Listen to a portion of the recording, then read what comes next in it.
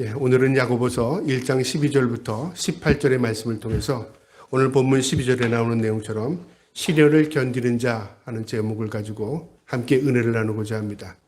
이 야고보는 예수님의 동생인데요. 예수님이 살아계시는 공생애 동안에는 예수 그리스도를 메시아로 영접하지 않았습니다. 그러나 예수님께서 죽으시고 부활하셔 승천하신 이후에 그가 예수 그리스도를 자기 형이 아닌 진정한 주요, 구주요, 메시아로 영접했던 사람입니다.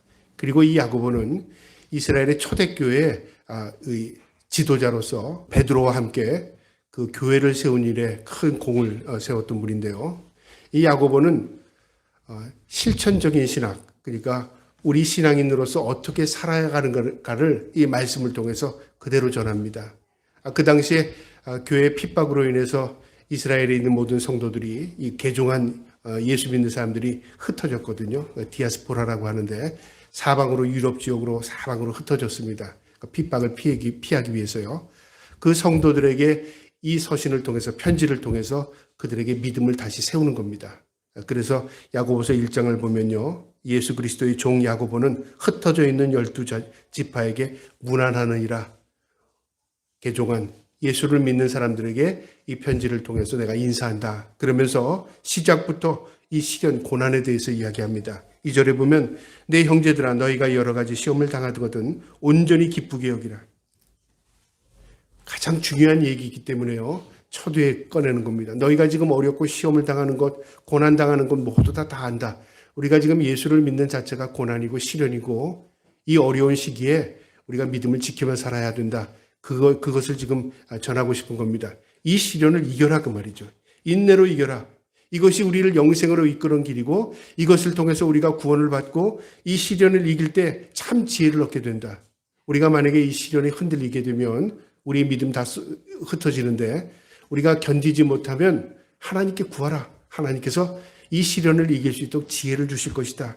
또 5절에 그 내용이 있죠. 그 다음에 우리가 하나님 앞에 늘 겸손함으로 나 자신을 낮추고 하나님 앞에 우리가 피조물이라는 존재 그리고 우리가 구원받을 존재임을 깨닫고 겸손하게 하나님 앞에 구하고 살아라. 그러면서 또 11절에는 뭐라고 말하냐면요. 해도 곧 뜨거운 바람이 불어 풀을 말리며 꽃이 떨어지고 인생이 영원하지 않다 그 말이죠. 우리 인생은 한시적인 인생이지만 하나님은 영원하다. 하나님의 말씀은 영원하다. 그러니까 영원하신 창조주 하나님께 우리의 인생을 맡기고 이 고난 가운데서도 믿음을 잃지 않고 이길 수 있도록 늘 하나님 앞에 지혜를 간구해라. 그렇게 서론 부분을 시작했습니다. 그러면서 이제 본론이 들어가는데요. 22절부터 28절의 내용에 아주 중요한 메시지가 담겨져 있습니다.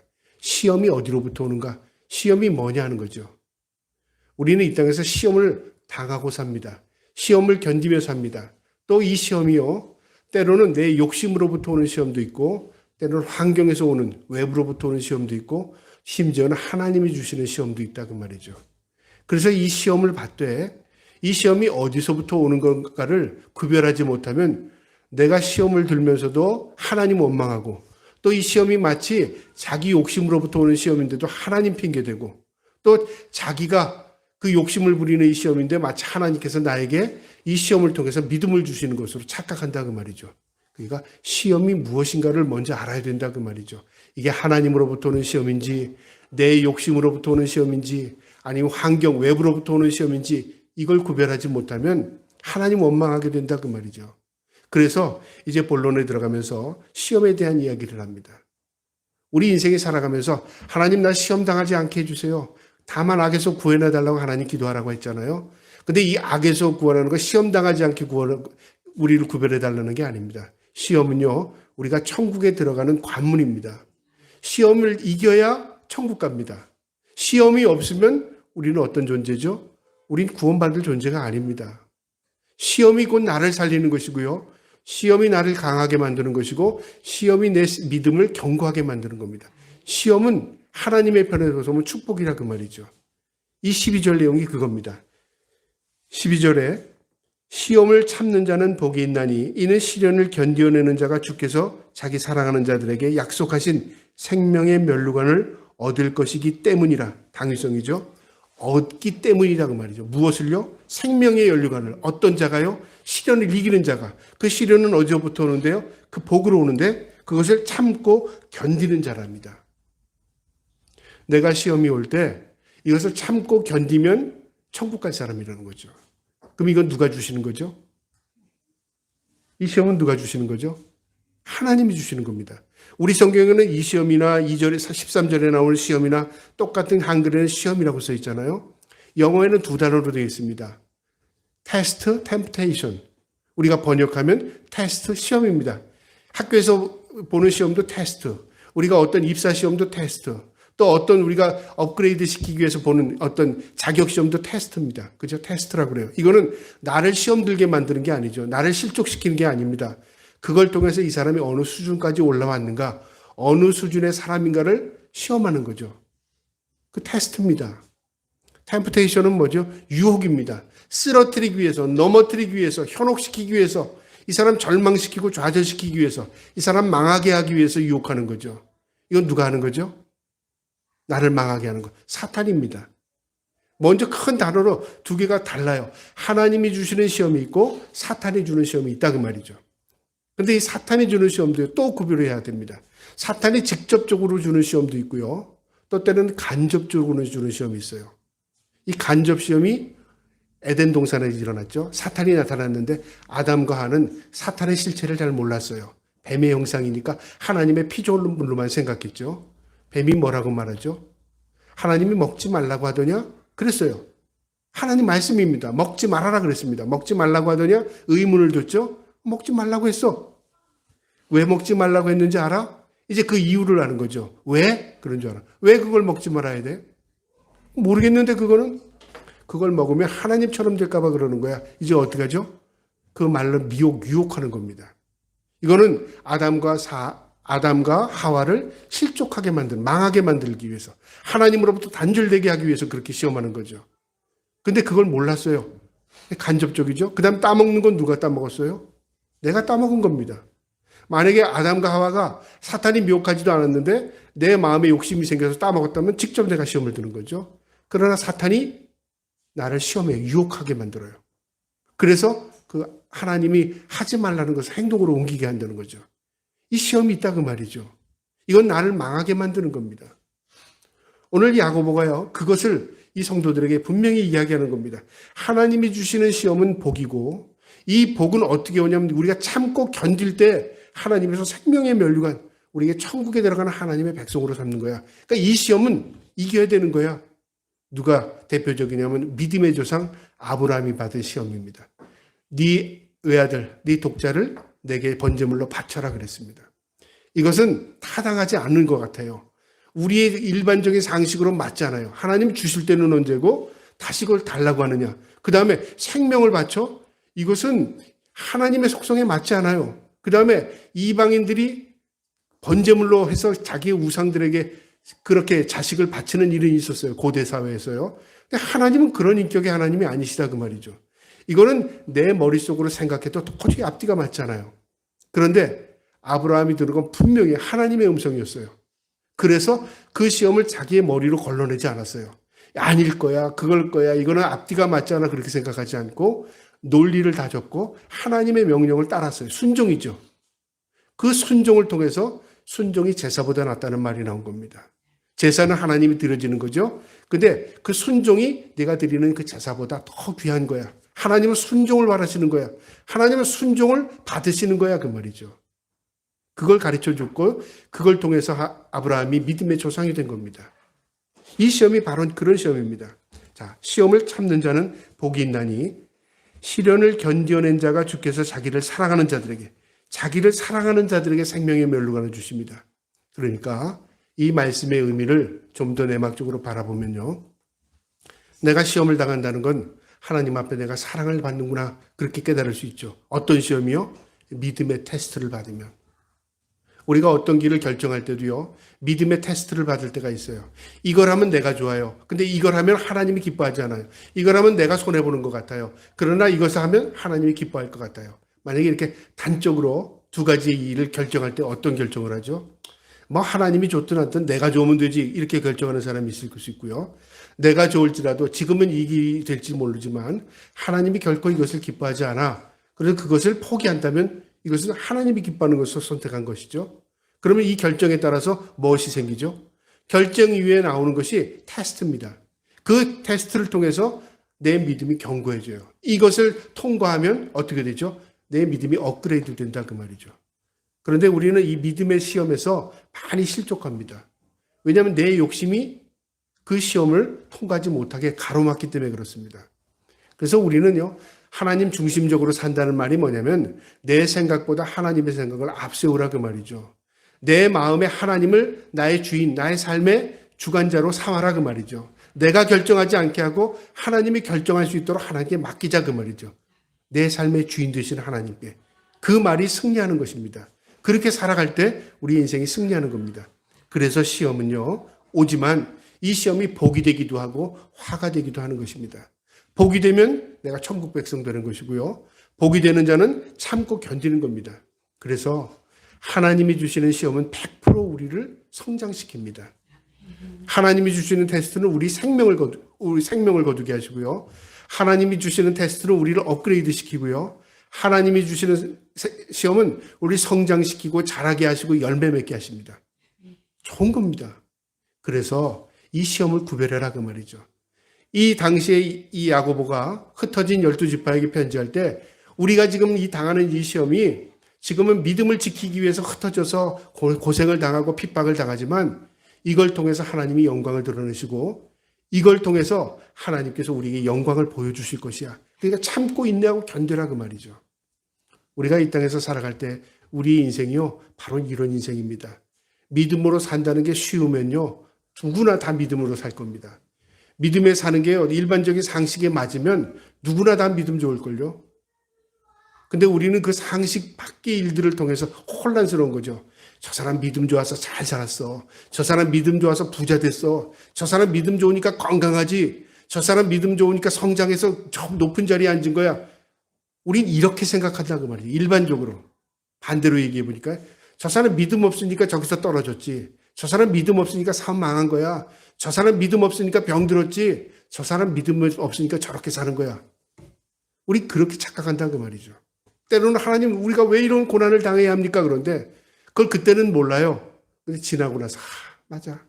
하나님이 나를 놔두게 하시는 하나님 은혜가 있었구나. 그 모든 것을 고백할 때가 언제냐면요. 천국에 가면 모두 고백할 겁니다. 그 안에 있는 모든 분들을. 왜냐하면 그걸 경험했기 때문에. 그리고 이 세상에 살아가는 동안에는 우리가 깨달음을 통해서 경험해 나갈 겁니다. 그러나 그것을 100% 우리가 다 하나님의 주시는 그 시험을 100% 우리가 다 이해하고 그것을 또 우리가 어떤 해석할 수는 없습니다. 그러나 분명한 것은요. 우리가 믿음으로 바라볼 때 그것이 나에게 성장하고 나에게 열매 맺게 하시는 하나님의 은혜구나. 그것은 고백할 수 있습니다. 이게 하나님이 주신 시험입니다. 그래서 우리를 생명의 면류관로 인도하십니다. 13절은요. 그런 시험이 아닙니다. 사람이 시험 받을 때 내가 하나님께 시험을 받는다 하지 말지니 하나님께 시험 받는다 그런 말 하지 말랍니다. 사람이 시험 받을 때 하나님은 악에게 시험을 받지도 아니하고 친히 아무도 시험하지 아니하십니다. 하나님은 어떤 분이냐면 악으로 시험하지 않는답니다. 우리 시험하지 않는다면 악이 없으셔요. 하나님은 조금도 악이 없으셔요. 우리는 악한 마음을 가지고 있잖아요. 하나님은 악이 없습니다. 그러니까 시험도 안 하셔요. 왜 악이 없는데 어떻게 시험하셔요? 또 시험을 들지도 않으셔요. 왜 시험을 들지도 않으셔요? 창조주시기 때문에 악에게 시험을 받지도 않으셔요. 악이 없기 때문에. 그러니까 이 시험이 왔을 때 우리를 유혹하고 우리를 넘어뜨리고 우리를 망하게 할 때 하나님이 그러셨다고 핑계대지 말라고 말이죠. 우리가 따로는요 그렇게 이해할 때가 참 많아요. 하나님이 그렇게 하셨다고 믿음 좋은 것으로 생각하잖아요. 근데 가만 보면 당신이 사업 잘못했으니까 그러지 당신이 사업을 망하게 만든 거지 하나님 망하게 만든 거 아니야.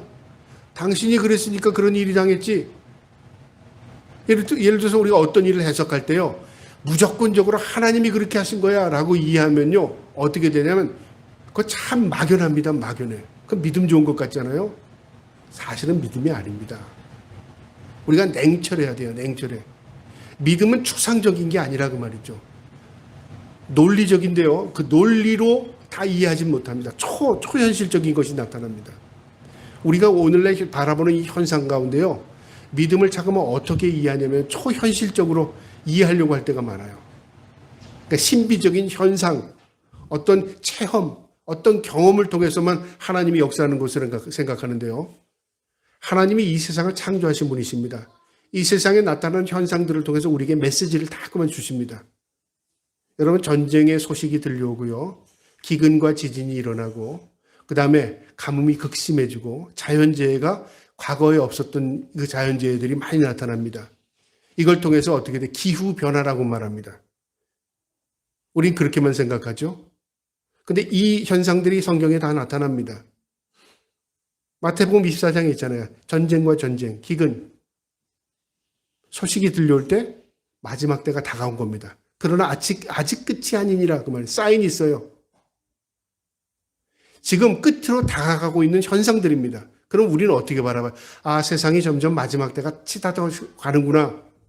그렇게 생각하죠. 과학자들은 이걸 어떻게 우리가 다시 회복할 수 있지? 그렇게 생각하는 게 맞는 거죠. 세상 사람들은 그렇게 생각하지 않아요. 뭐 좋아지겠지 뭐 어떻게 살겠지 라고 생각할 수도 있겠죠. 우리 믿음의 눈으로 세상을 바라보면요, 하나님께서 주시는 메시지를 볼 수 있어요. 아, 이 세상이라는 게 한시적인 세상이구나. 영원할 수 없구나. 그런데 성경에 보면 영원한 세상이 있구나. 우리가 하나님의 나라를 소망하는 사람이라면 그 영원한 세상을 바라보면서 이 세상을 그런 눈으로 바라보게 된다 그 말이죠. 이 모든 것들이 우리의 죄악, 우리가 하나님을 제대로 알지 못해서 이런 현상들이 속도가 빨라지는구나. 그걸 알게 되는 것이죠. 어쨌든 하나님께서 우리에게 사인을 주신다 그 말이죠. 이 시험, 13절에 나온 사람이 시험을 받을 때, 이 유혹을 받을 때 그 말이죠. 우리가 미혹을 받을 때 그 말입니다. 내가 하나님께 시험을 받는다고 하지 말라. 하나님은 우리를 시험하지도 미혹하지도 않는다 그 말이죠. 왜요? 우리를 넘어지게 만드시는 하나님이 아니라 그 말이죠. 우리를 세우려고 하고, 우리를 업그레이드 만들려고 하고, 우리에게 열매 맺게 하시고, 우리에게 생명을 주시는 하나님이시라 그 말이죠. 그걸 분명히 이해해야 된다 그 말입니다. 그러면서 14절에 오직 각 사람이 시험을 받는 것은 자기 욕심에 끌려 미혹됨이니, 오직이라는 건 다른 거 없다 그 말이죠. 시험이 어디서부터 오는가? 욕심에서 온다 그 말이죠. 사탄이 주는 시험도 욕심이고요, 자기 안에서 나오는 것도 욕심이라 그 말이죠. 그래서 불교에서는요, 욕심을 버리겠나이다. 그게 뭐죠? 불교인들이 목에 걸고 다니고 팔에 걸고 다니는 이 염주라는 게 몇 개가 되어 있습니까?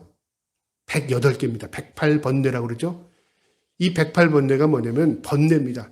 이걸 하나하나 버리는 겁니다. 이거 염주화를 돌리면서 버리겠나이다 하는 겁니다. 그냥 돌리는 게 아닙니다.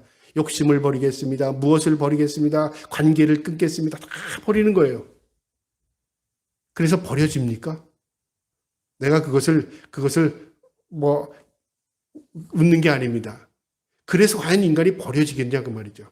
우리의 결단, 우리의 각오로 그것이 되느냐 그 말이죠. 여러분, 그렇게 될 것 같으면요, 우리 인간은 의지만 가지고 있으면 다 될걸요. 의지로 되지 않습니다. 여러분, 의지 가지고 살아간다면요, 우리 세상에 못할 게 없을 겁니다. 그런데 예외가 없습니다. 의지가 강한 사람이 있고 의지가 약한 사람이 있을 수 있어요. 한계는 어느 정도 있지만 예외 없이 어느 한계점에 도달하면요, 그것 다 쓸모없습니다. 왜 그럴까? 이 인간의 한계가 그 안에 있기 때문에 그렇습니다. 버리겠다고 해서 버려지는 게 아니라 그 말이죠. 안 하겠다고 해서 안 해지는 게 아니랍니다. 그래서 오늘날 중독에 대해서 많이 연구하잖아요. 중독의학도 있습니다. 중독의학. 이제는 중독이 걸린 사람들이 중독의학과에 가서요, 이 중독을 치료하기도 해요. 그래서 요즘에는 과거에는 없었던 많은 용어들이 나오죠. 도파민이라는 것. 도파민 중독, 그 얘기 많이 들었죠. 책도 있습니다. 도파미네이션이라는 책도 있고. 이 중독이 어떻게 해서 오는가? 인간이 어떻게 이 뇌의 현상이 나타나는가?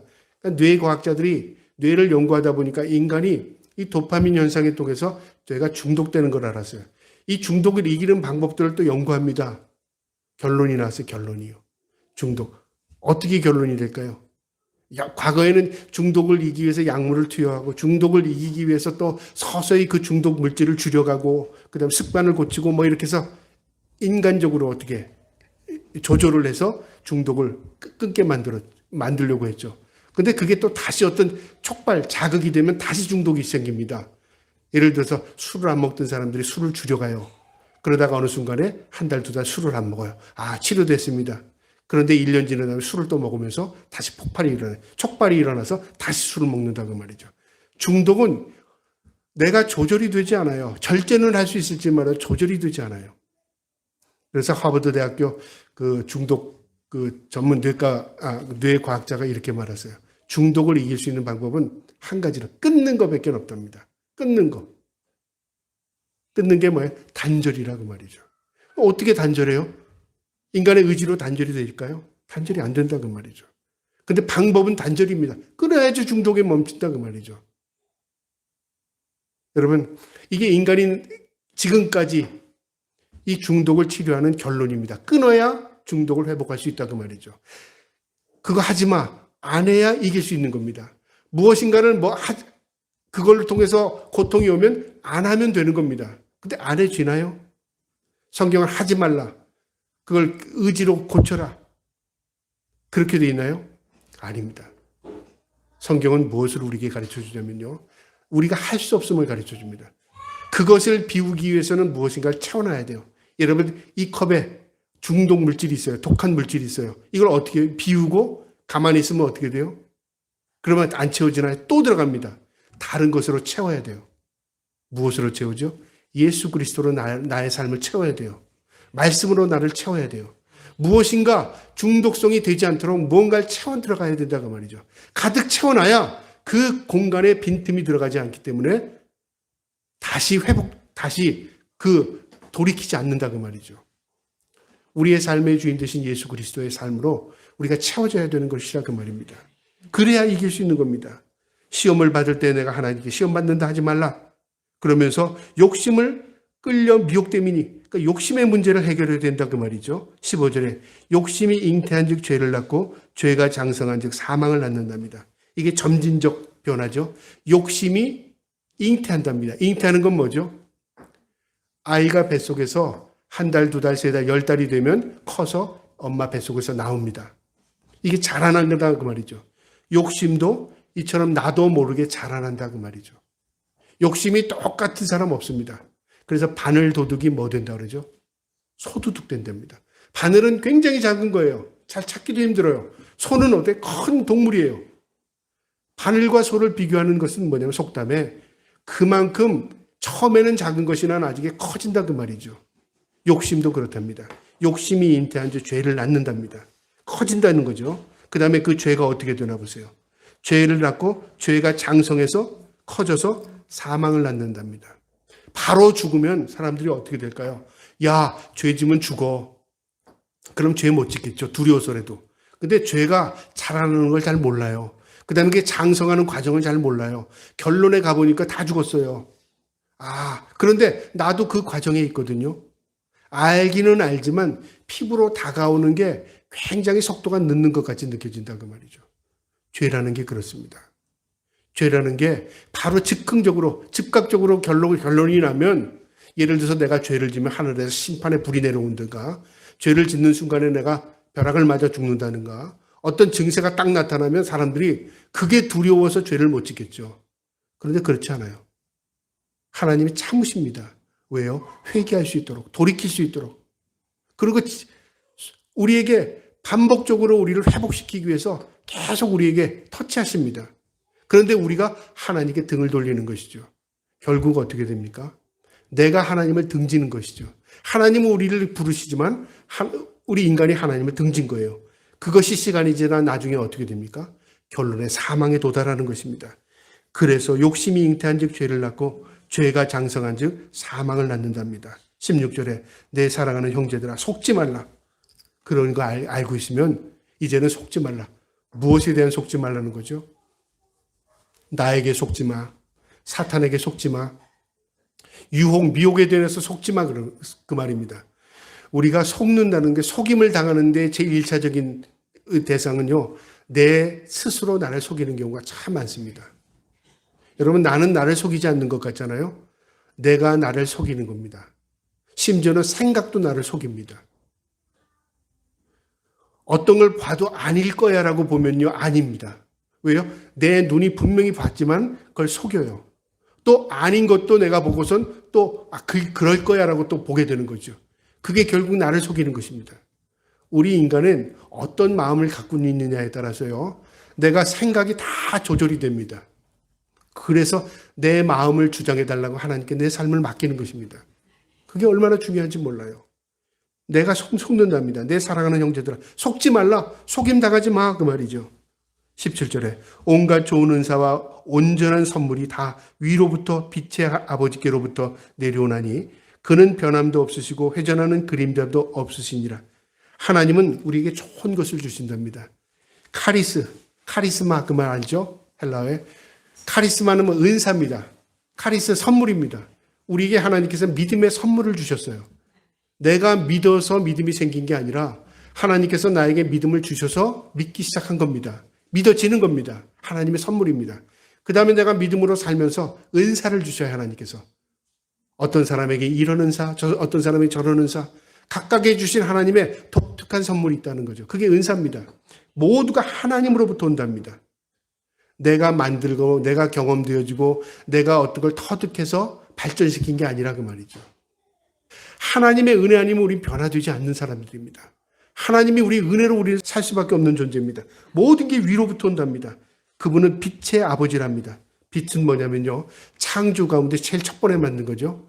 빛이 있으라 하심에 빛이 있었고 그 빛이 하나님 보시기에 좋았더라. 세상의 모든 만물은 창조주 하나님이 만드셨다 그 말이죠. 우리도 인간도 예외가 없다 그 말이죠. 그래서 빛의 아버지라는 표현을 썼고요. 그로부터 내려오나니 그는 변함도 없답니다. 회전하는 그림자도 없다. 이 말이 뭐냐면요, 아침에 해가 떠서 지면은 그림자가 생깁니다. 그러니까 자전하고 공존하면서요, 모든 건 날마다 변화를 경험하게 돼요. 봄이 오면 여름이 오고, 여름이 오면 가을이 오고, 그 다음에 겨울이 오잖아요. 모든 사계절의 변화입니다. 그런데 세상의 모든 것은요, 시간이 지나고 사물들은 아침 저녁으로 변화가 일어나는데 하나님은 변화가 없으시답니다. 너무너무 놀라운 겁니다. 왜 하나님은 변화가 없어요? 마음의 변화를 일으키거나 이랬다 저랬다 하시거나 또 이렇게 말하고 저렇게 말하시는 분이 아니라고 말이죠. 하나님은 초지일관 변함이 없으시는 분이에요. 그냥 사랑 그 자체라고 말입니다. 그 이야기를 하고 싶은 겁니다. 그는 변함도 없으시고 회전하는 그림자도 없다. 변함이 없으신 사랑이 가지신 하나님이라 그 말입니다. 18절에 그가 그 피조물 중에 우리로 한 첫 열매가 되게 하시려고, 우리가 그래서 그 하나님은 창조주 하나님은 피조물 가운데 우리를 첫 열매랍니다. 첫 열매를 어디 사용하죠? 모든 재물 첫 열매입니다. 첫 열매. 우리가 이 피조물 가운데 첫 열매입니다. 하나님 앞에 영광을 돌리는 첫 열매로 하나님이 우리를 구원한 겁니다. 세상에 수없이 많은 이 동물이 몇 종이 되는지 아세요? 동물이 800만 종이랍니다. 종류를 보면. 그 중에 인간이 하나님 앞에 첫 열매가 됩니다. 되게 하시려고 자기의 뜻을 따라, 하나님의 뜻을 따라 진리의 말씀으로 우리를 낳으셨답니다. 우리를 새롭게 거듭나게 하셨답니다. 낳았다는 건 거듭나게 하셨다 그 말이죠. 무엇으로요? 하나님의 말씀으로. 여러분, 우리를 변화시킬 수 있는 것은 하나님의 말씀 외에는 없습니다. 이 초대교회 성도들이 꼭 극한 고난 가운데, 극한 시험 가운데 무엇을 이기라는 겁니까? 참고 견디고 이겨라. 하나님께 지혜를 구하라. 그 다음에 또 뭐예요? 우리가 그 하나님이 주시는 열매가 되게 하기 위해서. 그래서 하나님의 말씀으로 우리가 날마다 새롭게 되어라 그 말이죠. 말씀 붙들고 살아라 그 말이죠. 오늘 이 말씀을 마음에 두시고요. 우리가 세상에 어떤 시험이 올지라도 우리가 세상을 이길 수 있는 것은 하나님의 말씀입니다. 그분이 우리에게 참된 생명이 되십니다. 그래서 전신갑주를 입으라 할 때 무기 가운데 말씀이 뭐죠? 검입니다. 검. 예, 말씀은 곧 검입니다. 우리가 사탄을 이길 수 있는 것도 말씀으로 이길 수 있습니다. 예수 그리스도께서도 이 땅에 오셔서 사탄이 시험할 때 말씀으로 이겨냈습니다. 여러분, 말씀이 그만큼 우리에게 능력이 되십니다. 이 말씀으로 우리가 참된 시험을 이겨나가고 세상을 승리하는 자들 다 될 수 있기를 주님의 이름으로 축복합니다. 아멘.